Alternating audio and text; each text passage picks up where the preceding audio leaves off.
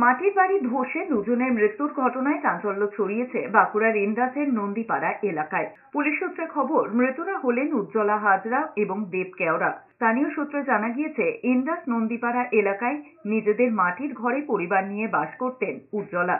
সম্প্রতি আবাস প্রকল্পে বাড়ির বরাদ্দ টাকা পাওয়ায় নিজের বাড়ি ভেঙে পাকা ঘর তৈরির প্রক্রিয়া শুরু করেছিলেন। এই অবস্থায় সাময়িকভাবে বাড়ির উঠোনের একপাশে থাকা একটি মাটির ঘরে আশ্রয় নিয়েছিলেন পরিবারের সদস্যরা। বুধবার গভীর রাতে যখন ওই ঘরে উজ্জ্বলা হাজরা নিজের নাতি দেব কেওড়াকে নিয়ে ঘুমোচ্ছিলেন, সেই সময় আচমকাই সেই ঘর হুড়মুড়িয়ে ভেঙে পড়ে, আর তাতেই চাপা পড়ে মৃত্যু হয় দুজনের। মা আর আমার বোন বসে গেছিল, জল আসার কারণে দেয়ালটি পড়ে যায়, চাপা যায়। দাদা ছেড়ে দিয়ে জলটা তাদের এসে দেখা উচিত ছিল যে জলটা কোন দিকে যাবে না যাবে, কি এদিকে বলা উচিত ছিল যে মাটিটা সরিয়ে দাও, আমি জল মারবো। একটা হয়তো লোকজন করে সরিয়ে নিত, সেটাও বলেনি, কোনো প্রশ্নই করে নাই, জল ছেড়ে দিয়ে ঘরে বসে রয়েছে তারা।